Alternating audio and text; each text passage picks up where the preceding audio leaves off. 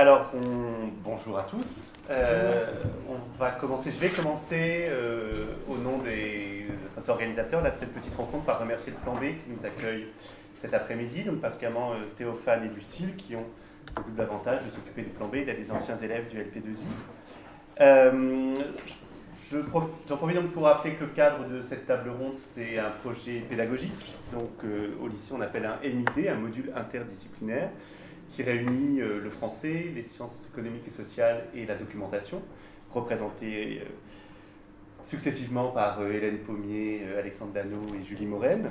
Et que le projet, donc, pour la classe de seconde D, qui est en face de vous, c'est de monter une maison d'édition, qui va prendre la forme d'une maison d'édition numérique, pas virtuelle, mais numérique, qui a choisi donc un statut de junior association et qui donc a pour objectif d'éditer des écrits lycéens sous format numérique. Pour le moment, c'est sous format numérique, se garde la possibilité éventuellement de passer à une publication sous format papier éventuellement. Et aux dernières nouvelles, cette maison s'appelle Turfu les éditions. Vous confirmez? C'est ça? D'accord. Et donc, ils avaient envie de rencontrer les acteurs du monde de l'édition, ce qui fait qu'on vous a réunis. On vous remercie beaucoup d'avoir accepté tous les quatre d'être présents.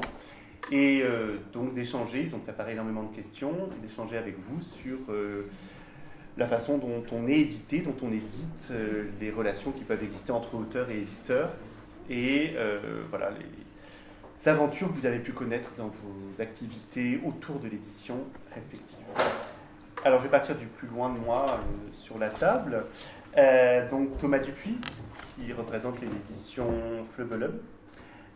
Fondé en 2002, c'est l'édition Poitevine. Et en plus, c'est très bien prononcé, c'est marrant. Je me suis entraîné. C'est rare. Enfin, Madame Pommier m'a fait répéter. Ah, oui. Et qui donc publie des ouvrages, on doit pouvoir le dire comme ça, qui mettent surtout en avant le rapport entre le texte et l'image. On va essayer d'englober une définition qui englobe toutes vos productions. À côté de vous, Julien Delorme, qui va représenter les éditions L'Œil d'Or, donc une maison parisienne fondée en 99. Alors c'est un peu plus difficile de définir le type de... Oui, j'attends justement. Moi j'avais retenu éclectique, varié, vous mettez en avant l'idée que vous éditez des coups de cœur. Oui, alors c'est effectivement la définition qu'on avait mis en place il y a 10 ans quand les éditeurs n'étaient pas encore tous éditeurs de coups de cœur. Je vais faire juste rapidement. En gros, l'idée c'était de monter une structure. C'est mon collègue qui a monté la structure. J'ai pas monté la maison à 15 ans. J'aurais bien aimé, mais bon. Et l'idée c'était pour lui d'éditer tout ce qu'il avait envie d'éditer sans se restreindre. Donc de la littérature, des sciences humaines, des essais sur la danse, sur l'architecture, sur la scène, etc., etc. Et on arrive à faire ça depuis 17 ans. Très bien. À côté de vous, Frédéric Clémençon, donc écrivain français, si je cite la fiche Wikipédia. On a des doutes à ce sujet. Voilà, 5 titres, ce qui fait qu'on a beaucoup moins de doutes. Une saleté en 98, Colonie en 2003, Trac en 2009, Les Petites en 2011 et L'hiver dans la bouche en 2016. Et ce qui nous intéresse particulièrement, c'est que vous avez changé de maison d'édition au fur et à mesure de vos publications.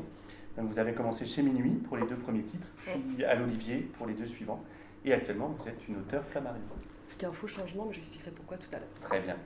Et à côté de vous, plus fidèle en matière d'édition, Gaëlle Banteny, qui a publié 3 romans, récits, textes chez Gallimard dans la collection L'Arbalète, France 80 en 2010, Voyage à Bayonne en 2012 et Au Pays d'Alice en 2015. Et vous aviez commencé par participer à des textes collectifs un petit peu auparavant. Voilà. Alors, ils ont préparé énormément de questions, mais c'est toujours la première qui est un peu plus difficile. Donc, je voulais vous proposer, puisque c'est une rencontre autour de l'édition, de partir de cette idée-là. Comment est-ce qu'on se rencontre? C'est-à-dire comment vous avez rencontré vos éditeurs, et vous, comment vous rencontrez des auteurs et des textes. Alors après, je vais être obligé de désigner quelqu'un qui commence. Je ne sais pas. Plouf, plouf. Frédéric. Ah, ça va pas là, c'est moi. C'est sur quoi que ça tombe. Alors, comment on est édité? Avant d'être édité, d'abord, on a un lecteur. Et moi, j'étais une lectrice assez tardive, pas du tout ni une enfant précoce, ni une lectrice précoce. Je n'ai pas écrit de recueil de sonnets à 9 ans, pas du tout. Mais j'ai lu beaucoup, en fait, grâce à des super professeurs de français que j'ai pu avoir. Et notamment un que j'ai eu quand j'étais en classe préparatoire qui nous a fait lire beaucoup d'auteurs du nouveau roman, que j'ai complètement découvert à cette occasion-là, donc Samuel Beckett, Claude Simon, édité aux éditions de Minuit, qui a été mon premier éditeur. Et à 20 ans, on est à la fois naïf, on se raconte des histoires invraisemblables, et donc j'avais écrit à cette époque-là un recueil de nouvelles, très mauvais, mais dans un geste inconsidéré, je l'ai posté aux éditions de Minuit. Et Jérôme Lindon, qui était l'éditeur, le directeur des éditions de Minuit à l'époque, avait répondu une lettre tout à fait bienveillante, m'expliquant gentiment que tout ça n'était pas publiable, mais qui m'encourageait quand même à persévérer. Mais c'était vraiment impubliable, totalement. Et en fait, j'ai rien écrit du tout pendant 8 ans. Et 8 ans plus tard, j'ai récidivé, un texte était vraiment terminé, que j'ai envoyé par la poste aux éditions de Minuit. Sauf que dans l'intervalle, en fait, Jérôme Lindon avait passé la main à sa fille, qui s'appelle Irène. Lindon, qui a lu ce manuscrit, donc arrivé par la poste, qui m'a appelé au téléphone, et j'ai signé mon contrat 15 jours plus tard. Donc cette histoire très simple que je raconte, on envoie un manuscrit par la poste, c'est pas vrai, ça n'arrive pas. Si, vraiment, ça s'est passé exactement comme ça. Moi, je suis pas du tout quelqu'un qui est né dans mes livres, il n'y avait pas de livre chez moi du tout. Je n'avais, au moment où j'ai envoyé ce manuscrit, pas d'amis éditeurs, pas d'amis journalistes, pas d'amis écrivains, vraiment pas du tout. Donc l'enveloppe a été postée de Montmorillon, qui se trouve à 50 km d'ici. Et ça s'est passé comme ça, voilà. Comment ça commence ? Alors, on peut peut-être alterner. Est-ce que vous auriez un exemple d'auteur que vous avez trouvé, rencontré, découvert Est-ce que vous avez reçu des manuscrits par la poste ? Je vais peut-être présenter un petit peu d'abord. C'est que nous, on est une maison d'édition, on est d'abord des auteurs au départ. On a un groupe d'auteurs, comme il s'en est fait beaucoup. Ça s'est fait beaucoup, en particulier dans l'édition de bande dessinée dans les années 90. Il y a notamment l'association qui a été un des premiers à faire ça. Il y a eu les requins marteaux qui fonctionnent un peu comme ça aussi. Donc je ne sais pas si c'est spécifique à la bande dessinée, mais ça s'est pas mal passé parce que je pense qu'il y a eu aussi un creux dans les années 80, un creux qualitatif dans la bande dessinée qui a fait que les auteurs se sont barrés un peu des maisons d'édition ou n'ont pas voulu participer à ça pour créer les maisons qu'ils voulaient faire. Donc voilà, nous on était un peu dans cette dynamique-là, et donc au départ on a publié des auteurs un peu qui étaient des amis, mais ça fonctionnait pas forcément toujours bien, on finissait par se fâcher. Bon. Et après on a commencé à se publier nous-mêmes, donc en particulier Grégory et moi qui sommes les fondateurs de la maison d'édition, lui au texte et moi au dessin. On a notamment fait Petite histoire des colonies françaises, qui est un bouquin qui a bien marché. Et qui nous a permis d'éditer d'autres livres un peu plus difficiles. Et donc, depuis, on va aussi. Alors nous, le truc c'est que, moi je reçois, je peux dire en moyenne un manuscrit par jour. Je dis en moyenne parce qu'il y a des jours où j'en reçois plusieurs, d'autres où je ne reçois pas, mais un manuscrit par jour, week-end compris, je reçois un manuscrit. Alors souvent c'est à côté de la plaque, c'est-à-dire que c'est souvent des manuscrits jeunesse, et que nous on fait pas de jeunesse, mais je sais pas, on a dû être enregistré en jeunesse quelque part un jour.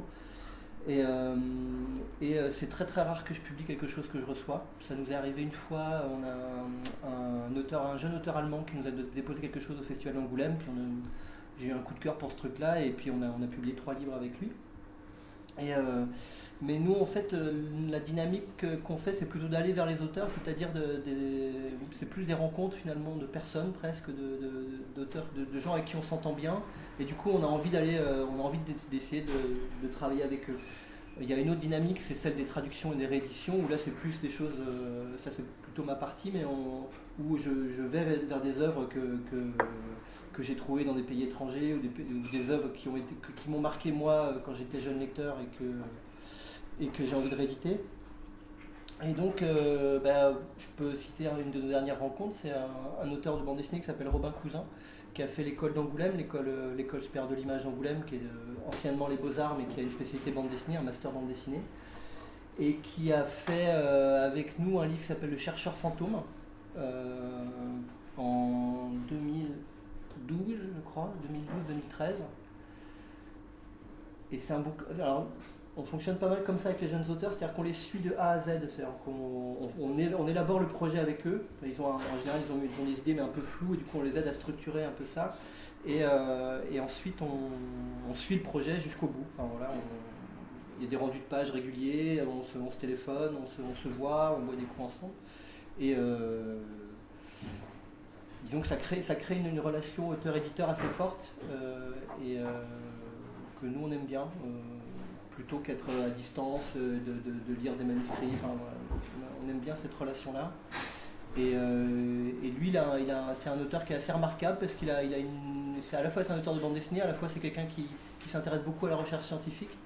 Et tous ses livres, il est en train de faire son deuxième livre là, avec nous en ce moment, qui s'appelle Le Profil de Jean Melville. Et à chaque fois, c'est des livres d'anticipation de science-fiction, mais proches, dans un futur proche. Donc là, par exemple, le prochain, il parle des réalités augmentées. Où, il arrivera un moment, sans doute dans les 10 années à venir, où on sera connecté tout le temps grâce à des lunettes, des plugs, des trucs. Voilà, on n'aura même plus besoin de téléphone portable, on aura tout. Voilà.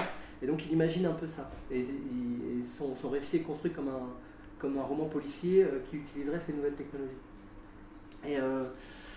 Et voilà, donc c'est un auteur avec qui on a des très bonnes relations et ce qui est intéressant avec lui, c'est qu'en plus il nous fait découvrir des choses lui-même nous fait nous à la limite on lui fait plus découvrir le milieu de l'édition, comment ça fonctionne un peu, etc. Et lui il nous fait découvrir le milieu de la recherche parce que comme il est très féru de recherche scientifique, il lit énormément là-dessus. Ouais, c'est une double relation de découverte, quoi. Voilà. Alors, vous n'hésitez pas à poser des questions, à relancer s'il y a des choses qui vous interpellent, ce que nous racontent les invités. Gaëlle Oui, alors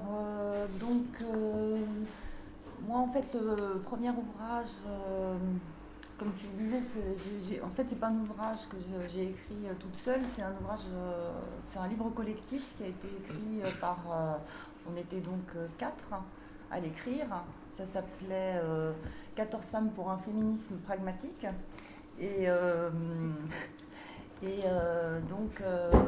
Alors voilà, c'est pas la même expérience que celle de Frédéric.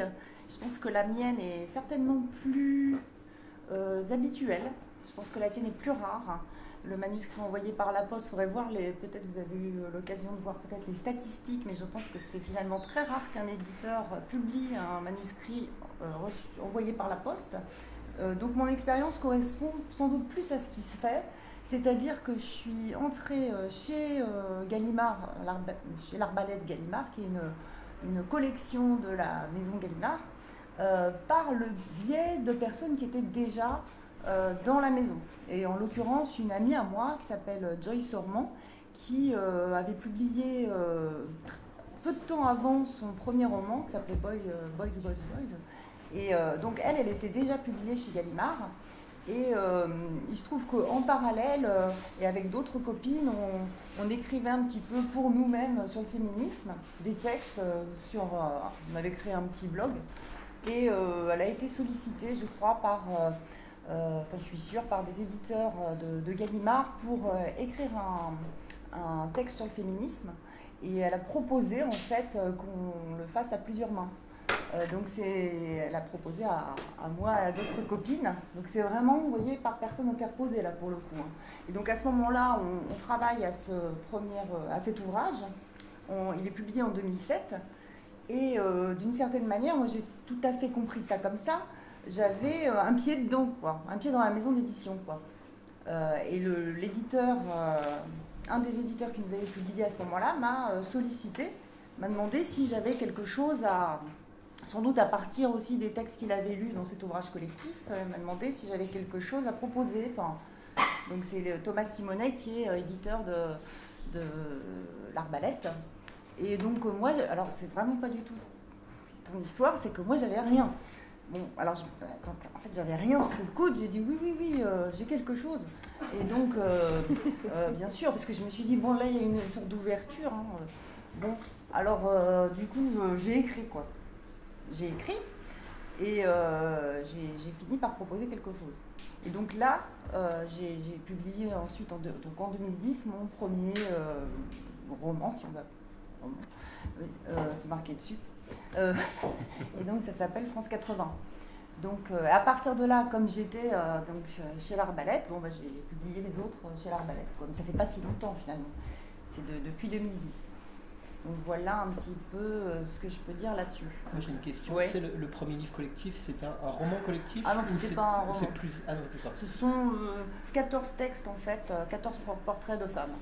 Donc, Ah oui, donc l'écriture n'est pas collective, mais le voilà. volume est collectif. Voilà, c'est ça. Avec un projet collectif sur un axe, une orientation collective, quoi. Mais c'était pas un roman, non. D'accord. Voilà. Donc voilà comment ça a démarré, quoi. Pour vous donner un repère, avant de vous parler un peu de comment on travaille aux éditions L'Œil d'Or, avant de travailler à L'Œil d'Or, j'ai travaillé pour les éditions Arléa, qui est une maison d'édition qui fait notamment beaucoup de textes de premiers auteurs, de premiers romans. Et une des tâches qui m'incombait dans la maison, c'était de dépouiller les manuscrits. Et pour vous donner une idée sur une petite maison d'édition qui travaille à peu près 40 titres par an, dont une quinzaine en littérature francophone, qui est reconnue pour ce travail, mais qui n'est pas Flammarion ou Le Seuil, on recevait par an 4000 manuscrits. Et sur ces 4000 manuscrits, reçus par la poste, on en publiait 2. Voilà, c'est la proportion pour une petite maison d'édition reconnue, mais par un public assez restreint. Alors après, pour L'Œil d'Or, comme on est une maison capricieuse et qu'on fait plein de trucs différents, les méthodes pour travailler vont changer d'un domaine à l'autre. Quand on fait des textes de sciences humaines, par exemple, on va aller chercher des auteurs. Alors soit ça va commencer par une réédition d'un texte qui a d'abord été publié il y a 15 ou 20 ans et dont on appréciait le travail et dont on va demander à l'auteur une possibilité pour le republier, pour le redonner au lecteur. Et une fois qu'on a fait ça, généralement, l'auteur qui est tellement content la plupart du temps que son texte réapparaisse et retrouve des lecteurs, on engage une relation et là ça se passe un petit peu comme toi, c'est-à-dire qu'on boit des coups, on va discuter des projets et puis il y a toujours quelque chose qui sort de tout ça, un projet que oui ça fait 5 ans que je voudrais faire ça et je peux pas le faire, est-ce que vous pensez qu'on pourrait faire quelque chose ? Et généralement c'est comme ça que ça arrive. Alors là un exemple, par exemple, on a travaillé avec un anthropologue qui s'appelle Bertrand L. Et il avait fait un texte formidable il y a 25 ans qui s'appelle Sang noir et qui est sur l'imaginaire de la chasse et de l'homme sauvage. Donc il parle de toutes les légendes autour du loup-garou, des enfants sauvages élevés dans la forêt, de la bestialité, des guerriers vikings, etc., etc. Et puis après, 3 ans après la publication de ce livre, il nous dit j'aimerais bien continuer à travailler avec vous. Alors j'ai 2 projets, là j'ai un truc que j'avais écrit il y a longtemps que j'aimerais bien reprendre, et puis j'ai un autre projet, mais ça il va falloir que j'attende. C'est un individu un peu particulier qui se met en immersion en fait et qui n'écrit que quand il est sorti de son domaine. Donc là il travaille sur les arts martiaux et ça fait 6 ans qu'il fait tous les dojos du monde pour tester tous les arts martiaux du monde. Et, mais comme c'est une culture de tradition orale, il n'écrira que quand il aura arrêté de faire des arts martiaux.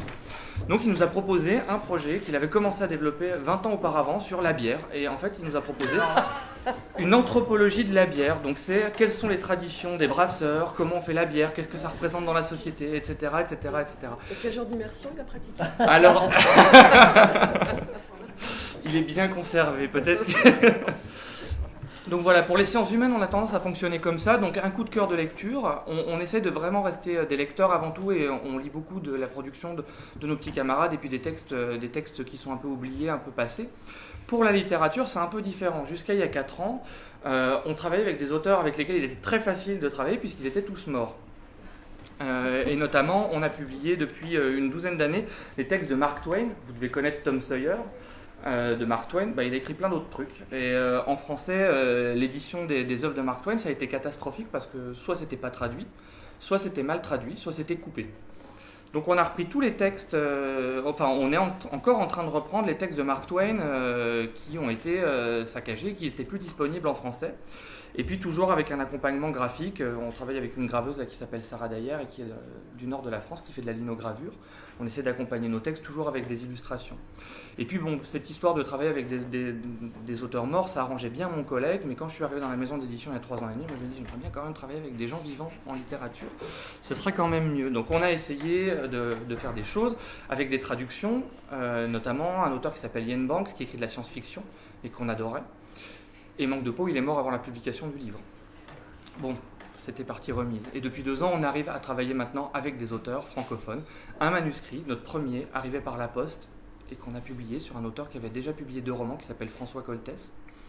Et puis là, tout récemment, un tout petit projet qui nous est arrivé de Eugène Savitskaya, qui est un auteur belge qui est publié chez Minuit depuis une vingtaine d'années maintenant, et qui avait ce tout petit texte qu'il a écrit pour la scène et qui raconte l'histoire d'un homme qui est schizophrène et qui va perdre pied avec la réalité. Et comme il y avait un travail graphique autour du texte et que Minuit, c'est pas un éditeur, enfin voilà, le travail graphique les intéressait pas spécialement, on nous a proposé ce texte. Et donc du coup, en création française contemporaine, voilà, c'est notre deuxième texte en 17 ans. Et on a rencontré Eugène Savitskaya. Et les dessins sont de lui ? Non, les dessins ne sont pas de lui, ils sont d'une artiste qui s'appelle Bérangère Vallée. Et qui a fait... écrit pour la scène, du coup, ça a été mis en scène ? Ça a été mis. Alors, il y a eu des épreuves préliminaires de mise en scène dans l'année précédente. Et là, la première représentation va avoir lieu à la Maison de la Poésie à Paris le mois prochain. Et il sera joué au Off à Avignon. Et c'est un dispositif très simple. C'est un acteur qui lit le monologue et l'artiste qui fait une performance en live et qui crée en live des illustrations, des encres beaucoup, aussi un peu de fusain. Enfin voilà, elle a une technique un peu polymorphe, on va dire, et elle fait en fonction de son inspiration sur scène au moment où ça vient et comme ça vient, quoi. Voilà, et là pour le coup, on n'a eu que des rapports très éloignés avec Eugène Savitskaya, puisque c'est quelqu'un qui nous a apporté le projet pour lui, et qu'on l'a rencontré pour la première fois la semaine dernière lors d'une rencontre qu'il a fait au Centre National du Livre. Et donc il a pu voir le livre et on a pu rencontrer l'individu qui se cachait derrière. Et c'était assez génial de pouvoir avoir aussi ce genre de rapport avec des individus qui sont bien vivants et qui ont plein de choses à dire et qui sont passionnants. Juste pour les élèves, c'est Théophane qui vient d'intervenir, qui était aussi au LPD. Il y a fort longtemps, pas tant que ça. Ils se sont demandé et qui travaillent au plan. Alors, tout le monde a parlé sauf vous. Vous avez préparé plein de questions. On vous écoute. Il faut que je pointe du doigt, c'est pareil. Allez-y. Il faut juste que vous parliez bien fort, qu'on vous entende. On aimerait bien entendre parler de votre maison d'édition. Ouais. Oui. Commencer par ça. Parce que moi, déjà à 2 c'est compliqué une maison d'édition, alors à 30, je sais pas combien vous êtes bien, je crois. Ça costaud. C'est parti. Du coup, on est en train de créer la maison d'édition qui s'appelle Turfu les éditions. Pour travailler, on s'est séparés en pôles. C'est-à-dire qu'on a fait un pôle, il y a un pôle communication qui a s'occupé du site, de la charte graphique, des réseaux sociaux et de la communication avec les auteurs. On a un pôle juridique qui va s'occuper de tout ce qui est Des contrats avec les auteurs, les droits de notre statut. On a un pôle publication, éditorial. Il y a un pôle éditorial. C'est un pôle éditorial qui va lire les manuscrits, les sélectionner, aller aussi chercher à aller à la rencontre des auteurs. Mais du coup, les auteurs, vous ne les cherchez pas que dans le lycée, j'imagine. Non, on va aller les chercher dans d'autres lycées et on va essayer aussi de faire des affiches, de les poster dans, par exemple, les CRD des autres lycées pour amener les auteurs vers nous et nous aller vers les auteurs. Et j'ai bien un pôle. Non, c'est bon, c'est tous. Ça fait 10 par pôle à peu près en moyenne. Oui, c'est ça. C'est beaucoup, hein. Ils ont 24. Les auteurs sont des lycéens. Oui, En fait, c'est ça l'idée. Oui, c'est ça. D'accord. Et c'est d'ailleurs pour ça qu'on a pris le nom Turfu, parce que c'est futur en verlan. Et parce que du coup, on est une maison d'édition qui veut aller vers l'avenir et justement, vu que c'est des publications lycéennes, fait découvrir des nouveaux auteurs qui plus tard seront des auteurs. Ni mort, ni vieux, quoi. Donc pour le moment, vous avez des pistes, il y a des choses que vous allez publier, c'est sûr ou... Oui, c'est même, oui, on vient à peine de commencer et pour l'instant, on peut se poser la question de qui on va aller chercher. Il n'y a pas d'auteur parmi vous. Pour l'instant, non. Ça pourrait commencer par là. Ça, oui, mais ça pourrait. Et du coup, là, votre ligne éditoriale, elle vient d'où? Enfin, je sais pas, c'est pas... Ok, vous êtes lycéen, donc vous publiez des écrits lycéens, mais c'est pas si évident. Pourquoi vous avez souhaité éditer des écrits lycéens? Vous avez plusieurs à répondre, hein, il n'y a pas que... Est-ce qu'il y a un type de littérature que vous avez envie de publier plus qu'une autre? Déjà. Plutôt texte, plutôt image, les deux, des choses un petit peu comme... On va publier aussi, on va publier des romans. Et vu qu'on a une section classique au lycée, on va essayer de prendre des œuvres d'art plastique des élèves aussi pour alimenter, pour illustrer nos romans. Et aussi, par exemple, dans notre lycée, on a des ACF, donc c'est des projets aussi sur toute l'année. Et parmi ceux-là, il y a des mangas.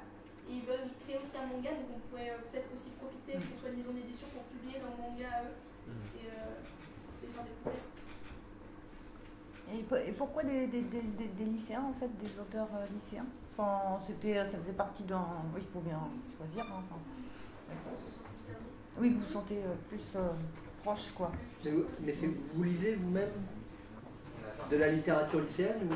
On avait participé en début d'année au concours lycéen dans notre classe, donc on a pu lire beaucoup de livres adultes. On a senti une complexité dans la lecture, et donc on s'est dit que c'était plus facile des livres lycéens, c'était sans doute plus abordable. J'ai une question en fait pour vous, ça paraît un petit peu. En fait, c'est un peu communautaire dans une tranche d'âge qui est vraiment très courte. Et comment vous faites si, mettons, il y a un auteur qui 2 mois avant de passer le bac et de se casser du lycée, vous vous rendez compte qu'il a envie de sortir un bouquin, sachant que probablement vous ne le sortirez pas quand il sera lycéen. Là, ça peut être des écrits. On peut être des écrits lycéens et aussi des écrits jeunes, ça s'arrêter vers 20 ans. Ah oui, donc du coup, finalement, ce ne sera pas spécifique forcément. Oui, c'est un écrit lycéen, parce que forcément, La rencontre, ce sera la lycée. C'est ça. Moi j'ai une autre question, est-ce que dans le pôle éditorial vous avez un sous-pôle correction?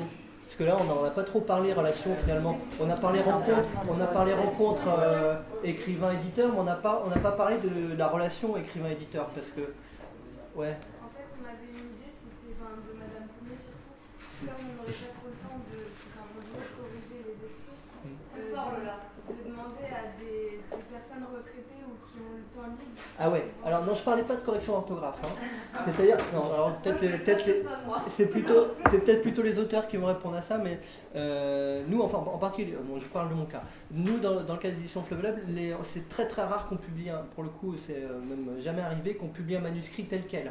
C'est-à-dire que ça soit quelque chose qu'on reçoit par la poste, bon, c'est très peu arrivé, ou un manuscrit qu'on finalise avec un auteur. Nous, on a un comité de lecture. Ce qu'on appelle un comité de lecture, c'est là, maintenant on a été 4 très longtemps, maintenant on est 7 dans le comité de lecture, et c'est une fois que le livre on a terminé une première version, le livre ensuite est envoyé au comité de lecture, qui sont donc des gens qui sont extérieurs au travail qu'on a fait, que l'éditeur a fait avec l'auteur. Et le comité de lecture ils font une fiche de lecture globale, si vous voulez, où ils disent un peu ce qu'à la lecture, eux, lecteurs, ils ont senti qui n'allait pas, en fait. Les faiblesses du manuscrit, je sais pas, dans une narration, des fois, il y a des moments de creux, où il y a des trucs qui sont pas lisibles, ou en particulier en bande dessinée, mais ou qui sont pas très clairs à la lecture, par exemple. Donc, ils vont pointer tous ces trucs-là, et éventuellement, des fois aussi, des choses qui les gênent, même dans ce que dit l'auteur. Et à partir de là, l'auteur et l'éditeur vont retravailler le livre. Voilà. Donc, je ne sais pas si ça a été votre cas chez Gallimard ou l'Olivier, mais j'imagine que ça marche aussi un peu. Ah oui, le travail de correction, c'est un travail qui est vraiment essentiel, qui est très variable d'un texte à l'autre. Hein. Si je pense aux livres que j'ai publiés, ils ont tous une histoire différente, du point de vue de la correction. Par exemple, pour le premier, qui s'appelait Une saleté, il a été publié comme ça. Le texte est arrivé, Jérôme Lindon m'a reçu dans son bureau, j'ai passé un sale quart d'heure, ça a duré 1 heure, c'est un peu comme si j'avais les pieds dans la braise. Et il me posait plein de questions qui m'obligeaient à justifier le choix formel de ce livre, qui était bizarre en fait dans sa construction, puisque la narration, elle n'était pas du tout chronologique, ni homogène, il y avait plein d'écritures différentes. Et il s'était mis en tête qu'il y avait une partie du texte qui est un journal intime bizarrement écrit à la 3e personne, ça n'allait pas du tout. Et donc, il m'a posé plein de questions et vraiment je devais m'expliquer, quoi. J'ai tenu bon, visiblement ça l'a convaincu, et le texte a été publié comme ça dans QP, super, j'envoie des manuscrits qui ne sont pas corrigés en fait. Sauf que le second, c'était pas du tout la même histoire. Puisque quand je l'ai envoyé, le texte terminé, à Irène Lindon qui avait pris le relais, Le texte, il était mal fichu comme tout, je le savais, mais j'en pouvais plus de ce texte. J'en avais vraiment marre. Et donc la seule solution, c'était de l'envoyer à un regard tiers, qui n'avait pas du tout barboté dans le texte pendant vraiment très très longtemps. Et je lui avais dit, voilà, ce texte, imaginez, c'est une jolie fille, hein, mais il y a un truc qui ne va pas chez elle. Elle a ou des grandes oreilles, ou des jambes trop grandes. Globalement, ça va, mais il y a un truc qui ne fonctionne pas. C'était plutôt vers la fin du texte. Et ça nous a pris des mois et des mois d'aller-retour. Il a fallu trancher, reprendre, etc. Donc ça a été vraiment un travail de correction très très important. Et pour un autre livre, qui est un recueil de nouvelles, bon, je vous parle de ça parce que c'est un genre un petit peu différent, là on a travaillé vraiment plus dans la dentelle. On n'a pas refondu la fin du livre comme pour le second texte que j'avais envoyé, mais on a vraiment dépoussiéré, écrémé, on a beaucoup élagué pour que les textes soient plus incisifs. Et ça, c'est un sacré travail, hein. C'est un travail qui est à la fois passionnant, des deux côtés, hein, du côté de l'éditeur et puis du côté de l'auteur aussi, qui exige beaucoup de choses des deux côtés, mais à commencer par la confiance. Moi, j'ai eu des retours d'anecdotes vraiment drôles, hein, où on me disait, sans forcément dire toujours de quels auteurs il s'agissait, qu'il y a des auteurs qui ne supportent pas, par exemple, on touche à une virgule de leur texte, hein, c'est vraiment pas possible. Moi, j'ai pas du tout ce type de rapport-là à un texte, hein, je pense qu'il est perfectible, mais qu'à un moment, il faut effectivement s'arrêter, puis à un moment, on n'a plus envie du tout. Et il faut accepter à la fois de passer la main. Et tous les deux éditeurs que j'ai eus, en fait, Irène Lindon, Jérôme Lindon, pour les éditions Minuit, et puis après, donc une éditrice que vous verrez peut-être, parce qu'elle est aux éditoriales, qui a l'Exponent, mais qui vient en fait des éditions d'Olivier. C'est pour ça qu'Antoine disait que j'ai changé d'éditeur. Mais tu n'as pas changé d'éditeur, tu as changé de maison. Mais pas voilà, j'ai changé de maison, mais je n'ai pas changé d'éditeur en fait. Puisque Alix Ponant a travaillé à l'Olivier pendant 8-10 ans, qui avait fait appel à elle, parce que les éditions d'Olivier, c'était à l'origine un éditeur qui était plutôt dans le domaine anglo-saxon, donc qui travaillait beaucoup avec des traductions. En fait, ils ont édité beaucoup d'auteurs anglais et américains. Et puis, à un moment donné, Olivier Cohen, le directeur des éditions d'Olivier, a voulu étoffer, en fait, sa maison d'édition et s'ouvrir au domaine français. Et donc, il a fait appel à une éditrice, en l'occurrence Alix Ponant. Et moi, je suis arrivée à l'Olivier à ce moment-là, en fait. Et puis, elle y est restée plusieurs années. Et finalement, elle a accepté un contrat de travail chez Flammarion. Et pour mon dernier livre, j'ai suivi. Donc, j'ai suivi une éditrice par fidélité, et puis parce que, ce qui n'était pas du tout le cas en fait. Ça c'est important, je pensais à ce que disait Thomas, qui raconte plutôt une histoire de rencontres et d'amitié, etc. Moi j'avais vraiment des relations strictement professionnelles avec Irène Lindon. C'est pas du tout le cas avec Alix Ponant, qui avec le temps en fait est devenue vraiment une amie maintenant. Ouais. Juste pour ceux qui travaillent sur le pôle éditorial, quand Frédéric parle de Jérôme Lindon, vous savez que vous avez travaillé sur des correspondances écrivain-éditeur, là. C'est le Jérôme Lindon qui écrivait à Samuel Beckett. Vous savez, cette lettre-là, c'est le même. Voilà, parce qu'ils ont travaillé un petit peu la semaine dernière sur des correspondances d'écrivains, d'éditeurs, et sur des interviews d'éditeurs, de POL et... Donc il faut imaginer ce que ça veut dire que de défendre son texte durant 1 heure face à Jérôme Lindon. Voilà. Non, mais quand toi tu l'as rencontré, il était déjà cette espèce de statut du commandeur de l'édition française. Ah ben non, voilà. mais c'était hyper impressionnant. Alors, pour l'anecdote, je ne sais pas si vous le savez en fait, donc les éditions de Minuit se trouvent métro Saint-Germain-des-Prés à Paris, rue Bernard Palissy, dans c'est un tout petit immeuble qui est en fait un ancien bordel. Donc, voilà, les locaux ont été récupérés par Jérôme Lindon. Donc on arrive là-dedans avec toute cette histoire-là en tête quand même. Et dans le bureau de Jérôme Lindon, qui est tout petit, mais tapissé de livres. Donc on rentre avec déjà tous les livres publiés et puis une photo de Beckett, de Claude Simon, de Nathalie Sarraute, etc. Et on doit défendre ce texte. Mais moi, j'ai vraiment vécu ça, je pense, comme si j'entrais un peu dans la 3e dimension, 4e dimension. J'étais très intimidée, mais ça s'est fait. Et c'était un homme charmant. Voilà. c'est un travail que vous faites à Eldor, enfin vous, oui. Oui, de cette façon-là. Alors, bon, sur les textes francophones, c'est un peu particulier parce que les deux textes qu'on a eu, celui-ci était très court et très intense, donc on a eu juste une passe d'échange avec l'auteur et on s'est arrêté là. Par contre, sur les essais et sur les traductions, on fait un gros travail. Alors sur les traductions, on a des auteurs en dehors de Mark Twain qui appartiennent à un genre qui s'appelle le burlesque, qui est un genre comique plutôt anglo-saxon dans son humour et qui est un peu difficile à apporter en France parfois pour des raisons de légères différences dans l'humour. Donc ça, on essaie vraiment de trouver des traducteurs qui peuvent nous faire un travail assez soutenu là-dessus. On travaille avec deux personnes notamment, un traducteur qui est Freddy Michalski, qui est le premier traducteur de James Ellroy. Si vous avez eu l'occasion de lire les Confidential, des choses comme ça, c'est Freddy Michalski qui traduisait James Ellroy à ce moment-là. Et c'est lui qui nous a apporté le projet de Twain parce qu'il rêvait toujours de le faire. Et là, l'enjeu sur Twain, il y en a un en particulier, c'est que Twain fait parler ses personnages d'une manière extrêmement particulière. Et c'est très sensible dans les aventures de Huckleberry Finn, qui est son deuxième roman le plus connu après Tom Sawyer. Les aventures de Huckleberry Finn, c'est l'histoire d'un esclave en fuite et d'un enfant sauvage qui n'a jamais connu d'éducation ni rien.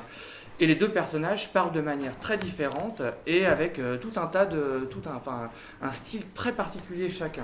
Et ça demandait un énorme travail. C'est l'un des seuls textes qu'on a repris qui était déjà publié en intégralité en français parce qu'on n'était pas du tout satisfait des traductions qui existaient.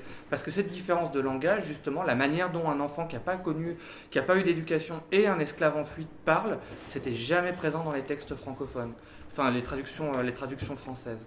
Donc ça, c'est vraiment l'exemple de ce qu'on peut faire avec un traducteur aussi. Passer un texte d'une langue à une autre, c'est une opération qui ne va pas de soi. Et un traducteur, c'est un interprète. Donc il va donner une version du texte.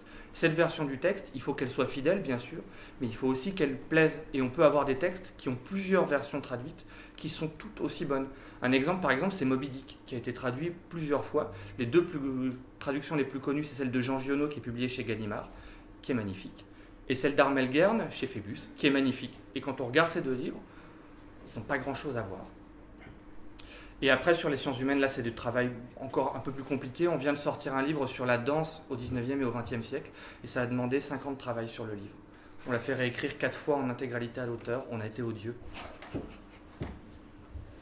Et là, l'idée, c'était de... Sur quelle raison ? Alors, c'était une thèse à l'origine. Et en fait, l'auteur s'était auto-censuré et avait évacué la plupart des choses intéressantes de sa thèse pour donner un livre facile à lire. Et bon, le livre, c'est super, il était accessible, mais il racontait rien. Et il racontait rien de ce qu'il y avait d'intéressant dans le travail de cette chercheuse.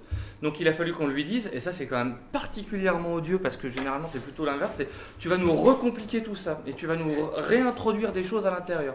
Donc elle nous a donné un deuxième texte, et celui-ci était trop compliqué. Donc on a dit, maintenant il va falloir le resimplifier un petit peu, parce que c'est pas du tout entendable. Et la quatrième relecture, c'est que l'autrice en question s'appelle Claudia Palazzolo, elle est franco-italienne, et en termes de style, c'était pas ça qui est ça. Et quand on fait un essai, on essaye d'avoir un texte qui soit pertinent intellectuellement, mais il faut que littérairement, il soit aussi agréable à lire.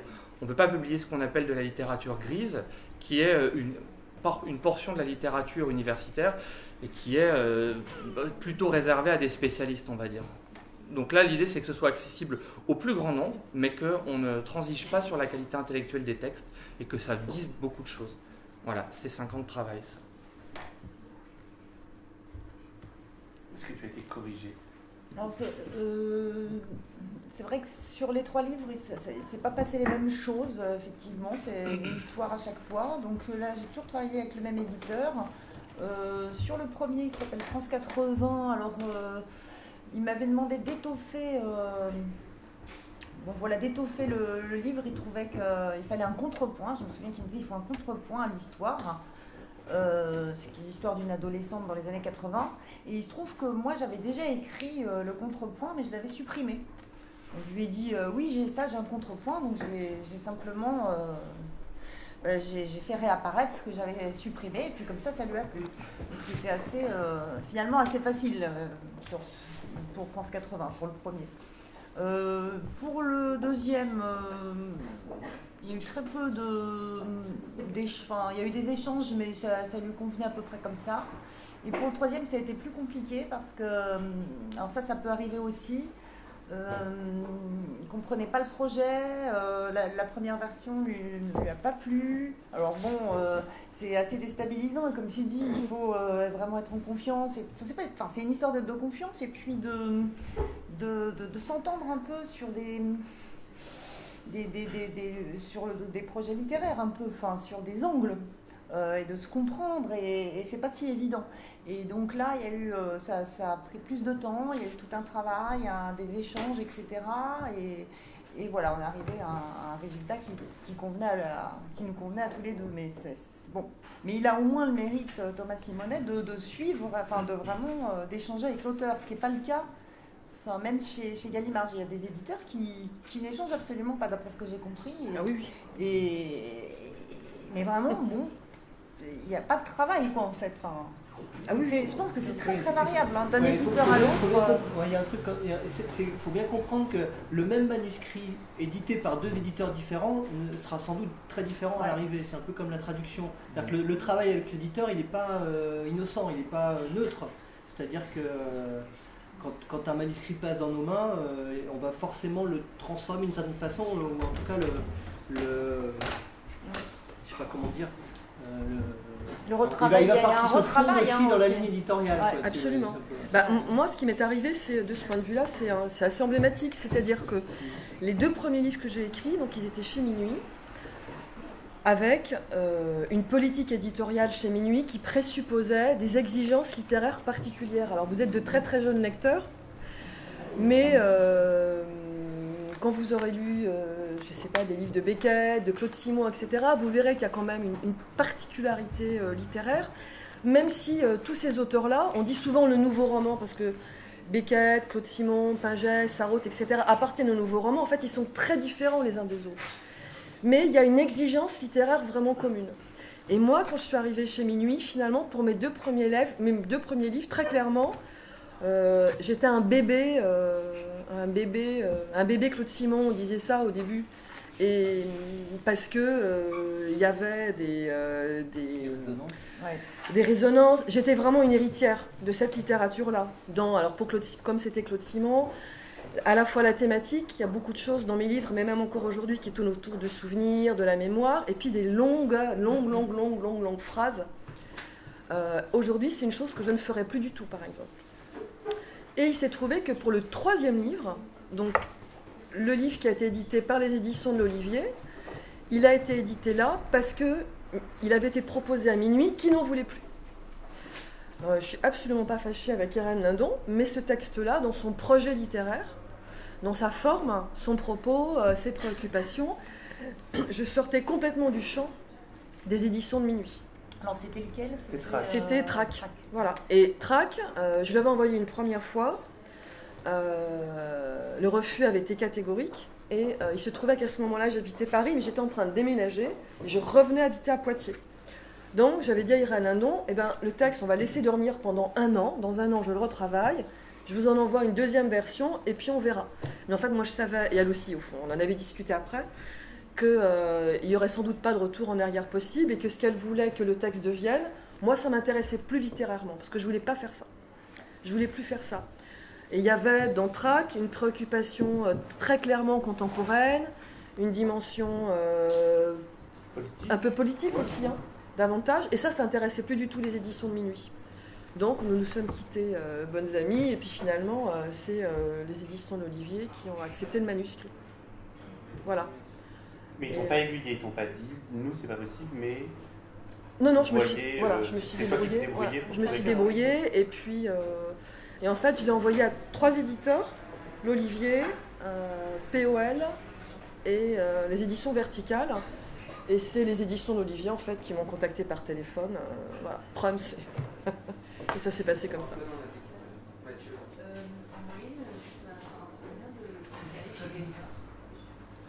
Alors en fait, je suis bien incapable de donner une moyenne, parce que je pense que c'est vraiment... Alors ça il faudrait peut-être... Bon, alors moi je vais parler pour moi. Parce que ça, c'est... Vous avez peut-être travaillé sur l'économie d'édition. Ouais, pour compléter la question, est-ce que vous pourriez aborder les questions de contrat, d'avaloir, de rémunération? Ouais. Parce que ça, d'ailleurs, je serais très curieuse d'en savoir plus moi-même. Un auteur qui ne dit pas les contrats. En fait, les gens sont payés. Non, mais les gens sont payés, oui. C'est ça. Bon, alors, donc dans mon cas, que je dise pas de bêtises, sur France 80, je crois que j'ai eu 1000. Alors voilà, j'ai signé un contrat donc une fois le manuscrit envoyé en fait et validé. Donc à ce moment-là, j'ai signé un contrat. J'ai eu 1500 € au moment du dépôt du manuscrit et 1500 € à la sortie du livre. Donc 3000 €. Donc voilà, 3000 €. Bon, il se trouve que moi je suis salariée à côté, hein, enfin. Et bon, par contre, pour quelqu'un qui ne ferait que ça, ça a bien pris 2 ans, quoi. C'est un avaloir. Oui, c'est un avaloir, ouais. 3000 € d'avaloir, sachant que j'ai dû en vendre 3500, ce qui est quand même une bonne vente sur un premier roman. Donc je crois que j'ai eu en tout avec allez, on va dire 6 000 € avec comment on appelle ça, les droits d'auteur. Hein. Et puis après, il y a des interventions que j'ai pu faire dans les médiathèques, dans des... Vous savez ce que c'est un avaloir? Oui. Ouais. Il fallait travailler là-dessus. Est-ce que vous pouvez expliquer Ouais, alors, c'est-à-dire que les auteurs sont payés en fonction du prix de vente du livre. Le prix de vente public, PVP on appelle ça. Donc ils sont payés en pourcentage du prix de vente public hors taxe en général. Donc par exemple sur un livre qui, je sais pas, celui-là il vaut 15 € peut-être. C'était offert. Oui, bon, c'est voilà. autour de 15, 10, 15, 10, oui, 10 15, €. Voilà, 15 € et donc 15, vous êtes à 10% peut-être. Oui, c'est ça, peut-être un peu moins. 10%. Voilà. Donc en général c'est ça. Nous on fait des contrats comme ça, on fait 10% pour tous les auteurs. Et donc sur un bouquin comme ça qui coûte 15 € par exemple, chaque fois que le bouquin est vendu une fois, il y a 1,5 € qui reviennent à l'auteur. Même moins parce que c'est hors taxe normalement. Mais bon. Voilà. Et donc l'avaloir, c'est une avance sur les droits que l'auteur va percevoir. C'est-à-dire qu'à la fin d'année, l'éditeur compte le nombre de livres qu'il a vendus. Donc par exemple, il a vendu 1000 exemplaires de ce livre-là, donc il est à 15 €, donc l'auteur va toucher 1500 €. Okay, et du coup, si elle a déjà touché 1500 € d'avaloir, ben, ça fait 0. C'est-à-dire qu'elle a déjà touché ce qu'elle aurait dû toucher en fin d'année. Est-ce que c'est clair pour vous? Ouais. Voilà. S'ils vendent moins, c'est tant pis pour l'auteur, l'éditeur. Enfin, c'est pas ça, mais on garde la valoir. Le livre va continuer à se vendre de toute façon. Donc, voilà. Mais c'est vrai, mais ça nous est arrivé par exemple de faire des avances à des auteurs sur des bouquins qui ne se sont pas très bien vendus. Et du coup, par exemple, on a versé, je sais pas, 2000 € d'avaloir et le bouquin finalement aurait dû rapporter selon ses ventes 1000 € seulement. Voilà. Mais c'est pas grave, c'est pas grave, c'est un risque, voilà, c'est normal.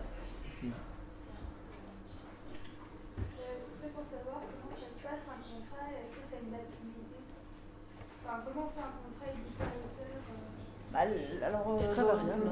Là, c'est vrai que dans mon cas, ça a été à chaque fois un contrat par livre. Hein. C'est pas un contrat sur 10 ans. Donc moi, je sais pas, enfin, après, je peux pas en dire beaucoup plus, mais... Toi, c'est à chaque fois par livre Alors, à chaque fois, moi, j'ai signé un contrat pour le livre qui allait être publié.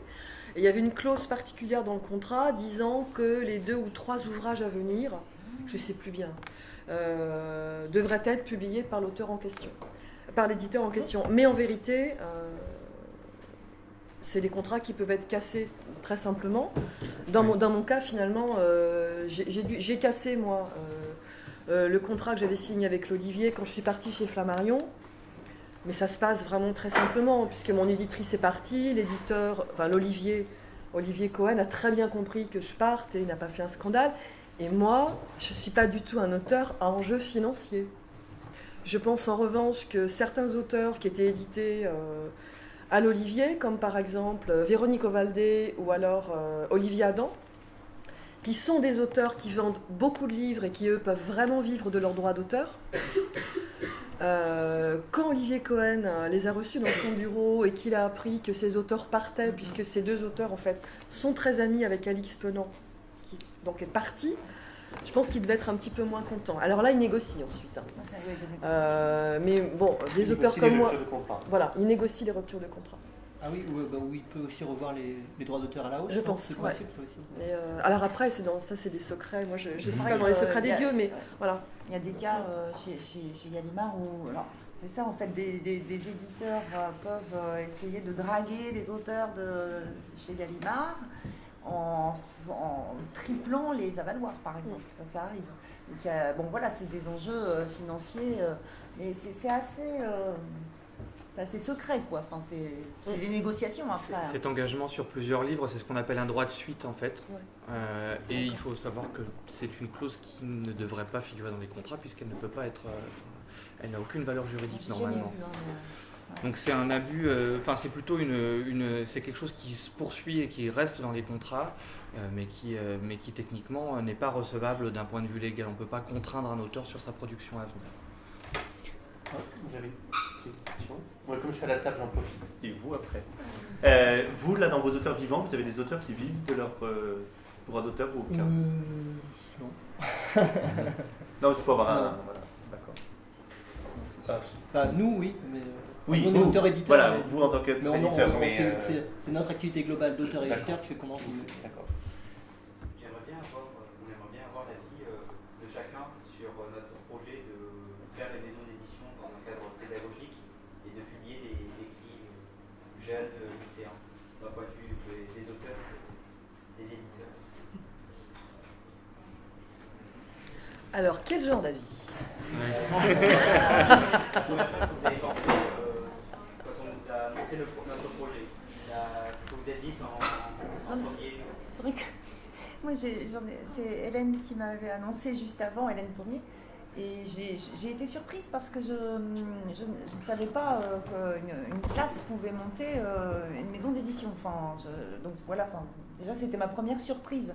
Après, je pensais qu'il y avait poserait des problèmes financiers, mais apparemment ça s'est réglé avec le fait que ça soit numérique, d'après ce que j'ai compris. Mais après, moi je trouve ça passionnant, hein. C'est vraiment intéressant. En plus qu'il y ait des pôles, vous arriviez à collaborer comme ça, je trouve ça très bien. Moi je pense que pour une première expérience d'édition, je pense que c'est pas mal de vous confronter à des gens qui sont un peu à égalité avec vous. C'est-à-dire que moi, les premières expériences d'édition qu'on a eues avec des auteurs autres que nous, qui étaient nos premiers livres, on a eu affaire à des gens qui étaient plus âgés que nous. Et ça a été difficile dans la relation. Parce que d'une certaine façon, il faut quand même, comme on dit les auteurs, il y a une relation de confiance qui s'établit entre l'éditeur et l'auteur. Et d'un côté, avec nous, comme on était jeunes éditeurs, qu'on n'avait pas beaucoup publié, les auteurs plus âgés ne nous faisaient pas confiance. Et même si nous d'un certain côté, comme on était jeune éditeur, on avait tendance peut-être à aller trop loin, à demander trop de choses pour justement essayer d'établir cette espèce d'autorité dont on n'a pas vraiment encore conscience. Donc du coup, il y avait un rapport inégal d'emblée et qui était assez malsain en fait dans la relation. Et en fait, c'est petit à petit qu'on s'est aperçu que c'était mieux de travailler avec des auteurs du même âge que nous, voire encore mieux de travailler avec des auteurs plus jeunes que nous. Parce que du coup, la relation d'autorité, c'est un peu... j'aime pas parler de relation d'autorité, parce que c'est pas comme ça. Mais il y a une relation de confiance qui s'établit un petit peu plus naturellement, disons. C'est-à-dire que déjà, en plus, on a fait plus de livres, mais ils sont plus à même, ils sont plus à l'écoute de ce qu'on va dire qu'un auteur plus âgé, par exemple, le premier auteur qu'on a publié, qui avait genre 10 ans de plus que nous, et qui du coup ne supportait pas qu'on lui dise quoi que ce soit sur ce qu'il avait fait. Donc je pense que c'est pas mal, je trouve que c'est pas mal cette idée d'écrit lycéen dans ce sens-là. Après, je trouve que c'est pas suffisant. C'est-à-dire que écrit lycéen, ça veut dire écrit par des lycéens. Ça veut dire que c'est comme si moi j'avais créé une maison d'édition où je me disais tiens, je vais publier des choses que de gens d'un certain milieu social. Dans les faits, c'est ce qui se passe. Non, c'est vrai. Sans se le dire, c'est sûr ce qui se passe. Mais c'est vrai. Mais dire écrit lycéen, c'est pareil. Qu'est-ce que ça représente? Est-ce que c'est des romans? Est-ce que c'est des sciences sociales? Est-ce que c'est du manga? Est-ce que ça définit suffisamment votre maison d'édition? C'est ça la question que je me pose. Voilà. Parce que là, effectivement, je rebondis un petit peu sur ce que disait Thomas, c'est-à-dire que vous êtes dans une tranche d'âge qui est très limitée. Dans 3 ans, ce que je vous souhaite, vous quittez le lycée. Et donc, comment ça va se passer? C'est-à-dire que vous allez passer le relais comment? Donc, il faut... Qu'est-ce que c'est que ces écrits lycéens, en fait? Donc, il faut très très très vite, je pense, vous poser la question du quoi, vraiment du contenu, et puis la justification du contenu. C'est-à-dire, est-ce que ça va être de la prose? Oui, alors quel type de prose? De la fiction? Oui, mais quel genre de fiction? Est-ce que vous aurez des exigences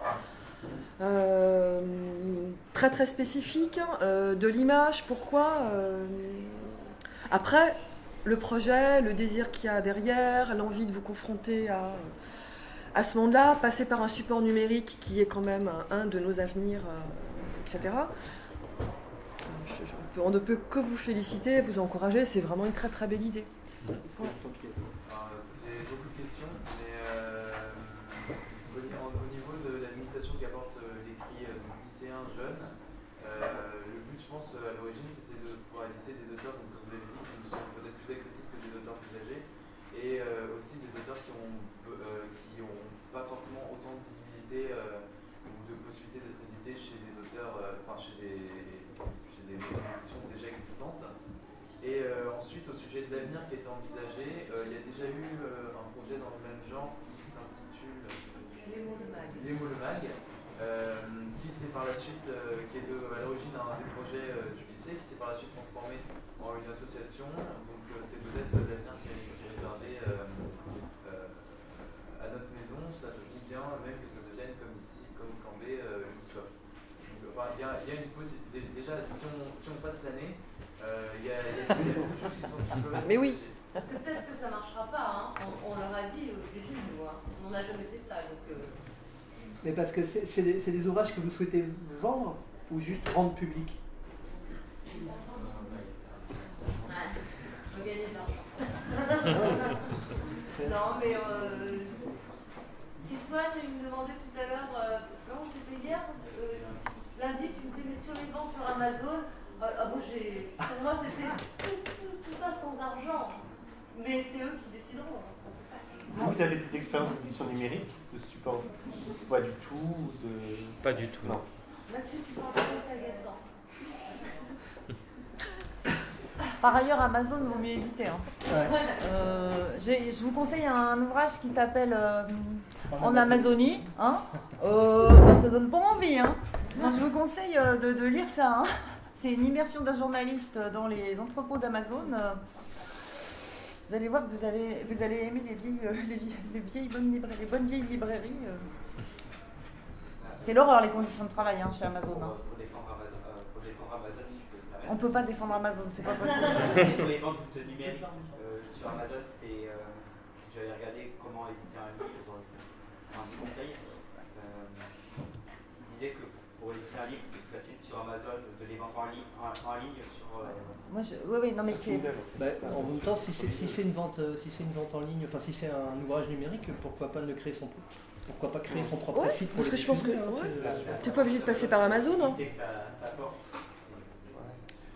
Faut lire En Amazonie, là ça nous donnera plus envie, hein, parce que c'est vraiment des conditions de travail épouvantables. Bon, c'est pas un autre débat, hein, ça fait partie du truc. Je pense que c'est aussi l'occasion de réfléchir à des modes un petit peu. Enfin, moi je dis ça. Là, on aborde la diffusion, distribution. La diffusion, c'est un débat. Hein, Alors nous pour le coup, par exemple à Feu Amazon, justement on a eu une rencontre il n'y a pas longtemps après avec notre diffuseur. Amazon c'est une assez grosse partie de notre chiffre d'affaires quand même, donc c'est vrai que c'est difficile de cracher dessus. Après c'est sûr que c'est pas l'avenir qu'on souhaite à la librairie, quoi. C'est-à-dire que nous, j'imagine que vous c'est pareil, mais moi ce que j'aime c'est les librairies qui ont un caractère, qui sont vraiment montées par des libraires, qui font un choix, et pour moi c'est insupportable d'aller dans les centres culturels Leclerc ou des Fnac, enfin ça dépend, les Fnac, ça dépend des gens qui gèrent les rayons, mais on est plus dans cet esprit-là. Moi, par rapport à ça, si on parle d'Amazon, il y a à la fois la diffusion en librairie, et c'est vrai que là il n'y a pas de vrais libraires pour conseiller, etc. Mais il y a aussi, et là je l'ai découvert vraiment dans ce bouquin que je vous conseille vraiment, qui s'appelle En Amazonie, c'est des conditions de travail dans ces entrepôts qui sont dignes de l'esclavage et qui rapportent à cette entreprise des milliards. Hein. Donc là, bon, après moi je dis ça, je pense que ça se trouve sur Amazon. Donc. Mais tout se trouve, on trouve tout sur Amazon. On trouve tout chez Amazon, mais là on a vraiment, alors je pense que là ça serait l'occasion, moi je dis ça, je donne pas de leçons d'éthique, hein, mais ça vaut le coup quand même c'est vrai que quand on peut d'être un peu dans des projets aussi un peu alternatifs par rapport à ça, parce que c'est comme qu'on... Alors, Julia, c'est en partie le métier, la diffusion. Oui, alors, juste, est-ce que le concept de diffusion, déjà, c'est un peu clair, et la chaîne économique du livre, vous avez commencé à voir ça ou Un petit peu. Alors bon, voilà, là on a beaucoup parlé de l'aspect culturel, il faut voir aussi que ne faut pas se voiler la face, être éditeur c'est développer un projet culturel, mais c'est aussi une affaire commerciale qui passe par des canaux de diffusion, de distribution et de vente. Les canaux de diffusion, distribution privilégiés, l'aboutissement c'est la librairie. Alors après il y a plein de modèles, et je ne vais pas rentrer dedans parce que là je peux vous faire un cours magistral hyper barbant de 3 heures. Mais grosso modo, on va dire que l'éditeur va prendre un intermédiaire qui va se charger d'aller voir pour lui les libraires. Des points de vente librairie en France, on va dire il y en a entre 4 et 5 000. Donc quand on est une équipe de 2, 3, 4, 5 dans une maison d'édition, aller voir 5 000 libraires, c'est pas possible. Et après, bon, il y a plein de manières de faire différentes. Les diffuseurs vont aller parler des livres aux libraires, les placer. Les distributeurs, eux, ils s'occupent de tout ce qui est les flux. Donc ils vont envoyer et ils vont facturer. Et ils vont réceptionner ce qu'on appelle les retours. Puisqu'un livre qui est placé en librairie, le libraire a le droit de le retourner, normalement dans une période entre 3 mois et 1 an. C'est-à-dire que c'est quand même l'un des seuls commerces où si au bout d'1 an, le libraire n'a pas vendu le livre, il peut le renvoyer à l'éditeur. Et l'éditeur lui recrédite l'argent que le libraire lui a versé pour le livre. Donc c'est une économie très très particulière et qui implique des grosses contraintes. Et pour rebondir sur Amazon, alors nous on est une structure qui est autodiffusée, autodistribuée. C'est-à-dire qu'on fait tout en interne. Donc naturellement on ne peut pas traiter les 4000 points de vente en France. Tous les libraires peuvent commander chez nous, mais on va travailler de manière privilégiée avec 200, 300 ou 400 librairies. Et la question qui se posait c'était, est-ce qu'on travaille avec Amazon ? On a décidé que non. Avec un effet pernicieux, c'est que quand vous allez... on est une petite maison d'édition, on n'est pas repéré. Donc quand vous voulez savoir, vous avez entendu parler d'un livre qu'on a fait, vous allez sur Internet et vous allez tomber sur quoi en première référence ? Sur Amazon. Et comme on ne travaille pas sur Amazon, Amazon dit que nos livres sont indisponibles. Et la plupart des lecteurs vont s'arrêter là, c'est-à-dire qu'ils vont croire que le livre il n'existe pas et qu'il n'est pas vendu. Et c'est un vrai problème pour nous. Donc on a trouvé une feinte pour travailler... pour être sur Amazon sans travailler avec Amazon. Amazon, c'est un canal de vente directe. Les entrepôts immondes dont tu parlais, et